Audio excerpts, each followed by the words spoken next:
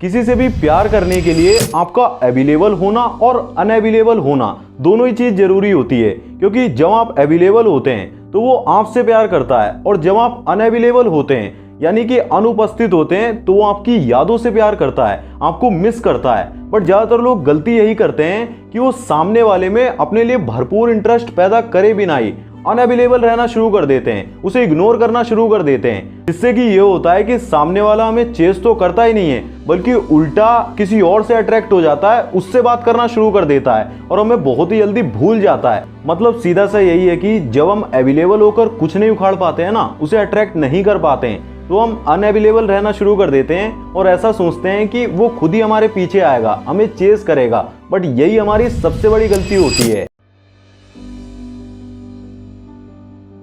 देखिए, इस वीडियो में मैंने आपको चेस साइकोलॉजी को बहुत ही ज़्यादा डिटेल में समझा दिया था और ये भी बताया था कि जिस भी चीज़ को हम बहुत ही ज़्यादा आसानी से पा लेते हैं ना, हमारी लाइफ में आ जाती है, तो उसकी हमें इतनी ज़्यादा कद्र नहीं होती है। अगर हम ठीक इसका उल्टा समझे ना, तो यही होगा कि हम उसी चीज़ को पाना चाहते हैं जो कि बहुत ही ज़्यादा कीमती होती है, हमारी लाइफ में कुछ वैल्यू ऐड करती है, हमें बहुत ही ज़्यादा अच्छा और स्पेशल फील कराती है। तो सबसे पहला काम आपको यही करना होगा, अगर आप चाहते हो ना कि वो आपको चेज करे, आपके पीछे आए, तो आपको अपनी कीमत बढ़ानी होगी, खुद को कीमती बनाना होगा, जो कि आप खुद पर काम कर ही कर सकते हो, अपने आप को ग्रो करके ही कर सकते हो। जो कि इस वीडियो में मैंने आपको काफ़ी ज़्यादा डिटेल में समझा दिया है कि आप कैसे अपने आप को सिंपल से 3 स्टेप्स को फॉलो करके एक बहुत ही ज़्यादा सिडक्टिव बना सकते हो। अगर आप चाहें तो ये वीडियो जरूर से ही देख लेना। और जब आप अपनी एक सिडक्टिव पर्सनैलिटी डेवलप कर लेते हो ना, मतलब आपकी फिजिक काफ़ी ज़्यादा बढ़िया हो जाती है, आपकी आइज का कलर भी काफ़ी ज़्यादा ब्राइट हो जाता है और आपके हेयर्स भी काफ़ी ज़्यादा क्लीन और शाइनी से लगते हैं, मतलब स्मेल भी आप अच्छे से करते हो, अच्छे अच्छे सेंट्स का यूज़ करते हो, तो ऑब्वियसली लोग आपको अटेंशन देना शुरू कर देते हैं और लड़कियां सामने से खुद ही आपसे आई कांटेक्ट करना शुरू कर देती हैं। बट यहाँ पर भी आप फंसने ही वाले हो, क्योंकि अब अगर वो आपसे आई कांटेक्ट करती है, आपकी तरफ देखती है और आप भी उससे आई कांटेक्ट करते हो, उसकी तरफ देखते हो, तो अब अगर आप कोई फर्स्ट स्टेप नहीं लोगे ना, जैसे कि आप उससे हेलो हाय नहीं करोगे, बात स्टार्ट नहीं करोगे, तो वो आपको एक फट्टू की कैटेगरी में डाल देगी, जो कि आपकी जो एनर्जी होगी ना उसे नेगेटिव बनाएगा। तो ऐसा ना हो, इसीलिए सबसे पहले आप खुद पर काम करो, अपनी ग्रोथ पर काम करो, चीज़ों को ऑब्जर्व कर करके ह्यूमन माइंड की साइकोलॉजी को समझो। डायरेक्टली कोई एक्शन मत लो, डायरेक्टली उससे आई कांटेक्ट मत करने लग जाओ, उससे पहले वुमेन साइकोलॉजी को समझो। तो अब यहाँ पर मैं आपको अपने पर्सनल एक्सपीरियंस से ये बताता हूँ कि अगर लड़की सामने से भी आई कांटेक्ट कर रही होती है, हमारे अंदर इंटरेस्ट शो कर रही होती है, हमसे बात करना चाहती है, फिर भी हम कोई फर्स्ट स्टेप क्यों नहीं ले पाते हैं, उससे बात क्यों नहीं कर पाते हैं, क्यों हमारे हाथ रुक जाते हैं, क्यों हमारे मुंह से कोई जवान नहीं निकलती है। ठीक है, इसको ध्यान से सुनो।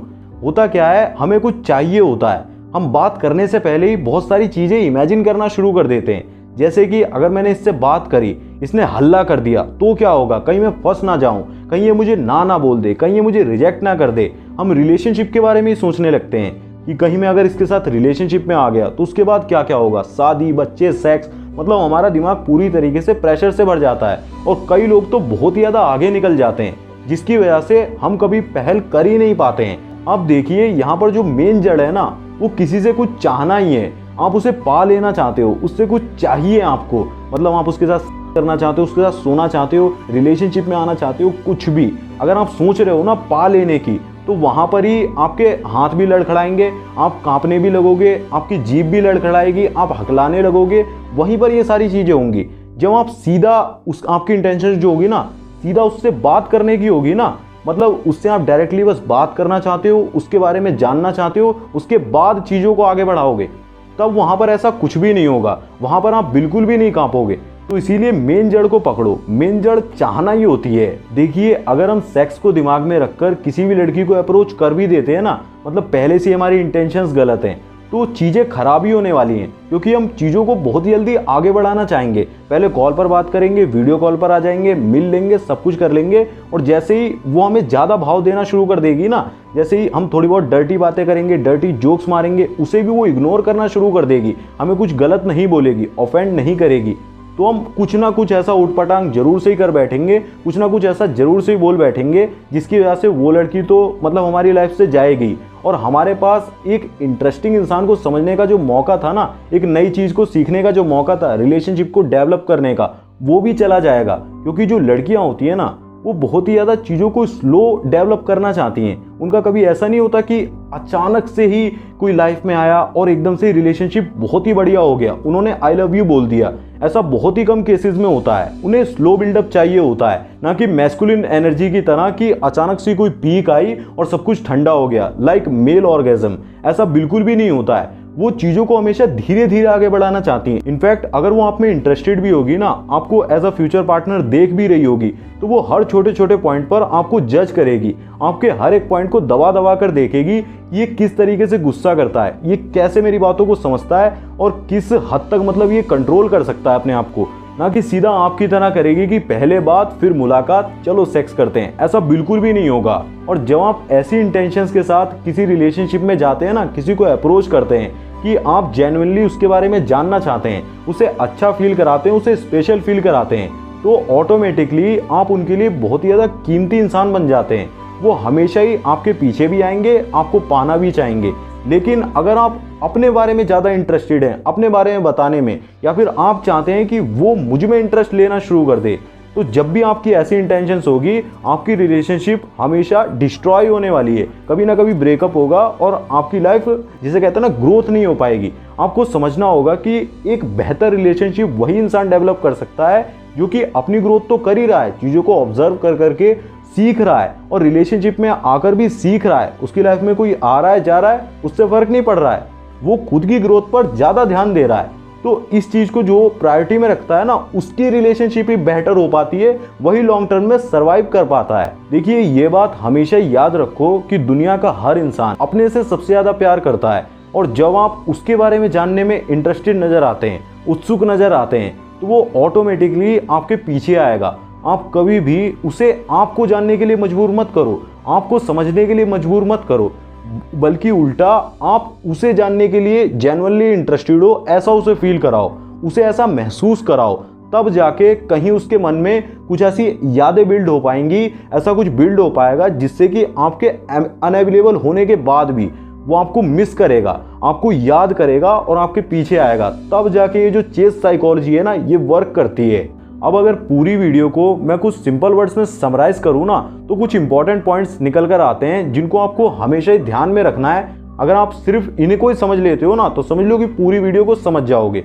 सबसे पहला पॉइंट होगा कि प्यार करने के लिए, किसी को अपने प्यार में गिराने के लिए आपका अवेलेबल होना और अनअवेलेबल होना, दोनों ही चीज़ें ज़रूरी हैं। जब आप अवेलेबल होते हो तो वो आपसे प्यार करता है, आपकी उपस्थिति से प्यार करता है। लेकिन जब आप अनअवेलेबल होते हो तो वो आपकी यादों से प्यार करता है। लेकिन जब तक आपका उसके साथ बहुत ही ज़्यादा इमोशनल कनेक्शन ना बन जाए, उससे पहले आपको ज़्यादा अनअवेलेबल भी नहीं रहना है, वरना वो आपको भूल भी सकता है, किसी और से भी अट्रैक्ट हो सकता है। ये ध्यान में रखना है। दूसरा, आपको खुद को कीमती बनाना है ताकि वो आपको पाने के लिए मेहनत करें, आपके पीछे आए, आपको चेस करें।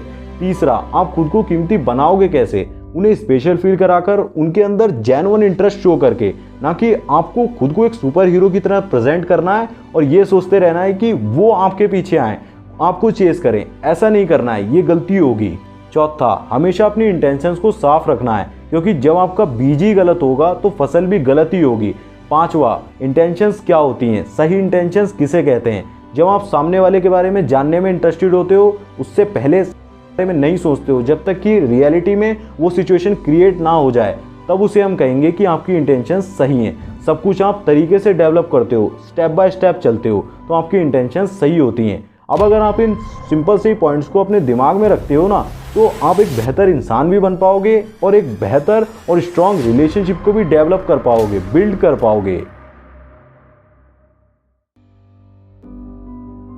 अब दोस्तों, मुझे आपसे कुछ इंपॉर्टेंट बात करनी है। मैं आपके कमेंट्स को रेगुलरली पढ़ रहा हूँ और मुझे उन्हें देखकर ऐसा लगता है कि आप शायद वीडियो का जो एक्चुअल मोटिव है ना, वो आप तक पहुँच नहीं रहा है। एक्चुअल जो मेरा पर्पस है वो पूरा नहीं हो रहा है। आपके दिमाग में कुछ अलग ही कहानी चल रही है। देखो, वीडियोस बनाने का मेरा मोटिव ये बिल्कुल भी नहीं है कि आप किसी को मैनिपुलेट करके उसे यूज़ करो। जैसा कि कुछ लोग कमेंट कर रहे हैं कि मैं फिजिकल नीड के लिए किसी लड़की को पटाना चाहता हूँ और मुझे उसमें इंटरेस्ट नहीं है, मैं लॉन्ग टर्म रिलेशन बिल्ड नहीं करना चाहता हूँ, जैसे सिंपली उसे यूज़ करके छोड़ देना चाहता हूँ। आप ऐसा बिल्कुल भी ना करें। क्योंकि ऐसा मेरा कोई मोटिव नहीं है। अगर आप ऐसा करना चाहते हैं तो इस चैनल को अभी अनसब्सक्राइब करके आप छोड़कर चले जाओ और वापस कभी भी मेरी वीडियोस को ना ही देखें तो ही बेहतर है। बल्कि मैं ये चाहता हूँ, जहाँ पर आज की दुनिया में इतने ज़्यादा रेड फ्लैग्स बढ़ गए हैं, मतलब मेंस हो गई या फिर वुमेन्स हो गए, मैरिज के बाद इतनी ज़्यादा प्रॉब्लम्स होती हैं, वो सारी प्रॉब्लम आपको फेस ना करनी पड़े। आप कभी भी किसी भी इंसान से ऐसा कोई वादा करें ही ना जिसे आप पूरा नहीं कर सकते, क्योंकि जब आप अपना वादा तोड़ोगे ना, उसको वो नहीं दोगे जो आपने कहा था कि मैं तुम्हारे साथ में रहूँगा, तुमसे मैरिज करूँगा, आप उसको यूज़ करके छोड़ दोगे, तो वो कहीं ना कहीं घूम फिर के आपके साथ भी होने वाला है। कोई ना कोई आपकी लाइफ में आकर आपकी बजाकर चला जाएगा। ऐसा बिल्कुल भी मत सोचो कि आप किसी को यूज़ करके छोड़ दोगे, मैनिपुलेट करके छोड़ दोगे। इस इंफॉर्मेशन का नेगेटिव वे में बिल्कुल भी यूज़ मत करो। आप नई नई लड़कियों से बात करो, लड़कों से बात करो, उनके बारे में जानो, अपने बारे में बताओ। लेकिन अगर आपकी हॉबीज़ अलग है, आपका इंटरेस्ट अलग है, टेस्ट अलग है, आपको ऐसा नहीं लगता है कि हम साथ में रिलेशनशिप में आ सकते हैं या फिर उससे आगे जा सकते हैं, तो कभी भी आप उन्हें यूज़ करके मत छोड़ो। ऐसा बिल्कुल भी मत करो। आप मेरी बताई हुई इंफॉर्मेशन से अपने लिए एक बेहतर पार्टनर को चुनो। खूब ज़्यादा डेट करो, खूब ज़्यादा एक दूसरे को जानो, एक दूसरे की बुरी से बुरी बातें, बुरी से बुरी आदतें और अच्छी से अच्छी हॉबीज़ को जानो कि उसका इंटरेस्ट क्या है, टेस्ट क्या है, और उसके बाद ही उसे डेट करो, शादी का प्लान करो, या फिर रिलेशनशिप में भी जब ही आओ जब आप दोनों एक दूसरे को एक्चुअल में पसंद करते हो। झूठ खुद से भी ना बोलो और ना सामने वाले से बोलो। अपने भी दुश्मन मत बनो, ना सामने वाले के दुश्मन बनो। और जल्दबाजी तो कभी भी मत करो, क्योंकि ये जो करियर और शादी दो ऐसी चीज़ें हैं, इनमें अगर आपने जल्दबाजी करी तो आपकी पूरी लाइफ चेंज हो सकती है, पूरी लाइफ बर्बाद भी हो सकती है। और अगर आप ये जानना चाहते हो कि कोई भी इंसान हमें चेस करता ही क्यों है, उसके पीछे की साइकोलॉजी क्या होती है, या फिर लोग हमेशा ऐसा क्यों चाहते हैं कि लोग उन्हें चेस करें, तो इस वाली वीडियो में मैंने चेस साइकोलॉजी को काफ़ी डिटेल में समझा दिया है। आप अभी चाहो तो उस वीडियो पर क्लिक करके देख लो, काफ़ी ज़्यादा इंपॉर्टेंट वीडियो है। तब तो मैं मिलूंगा आपसे उसी वीडियो में। तब तक के लिए आपका धन्यवाद। वीडियो पूरा देखने के लिए जय श्री राम। अपना ध्यान रख के खुश रहें। धन्यवाद।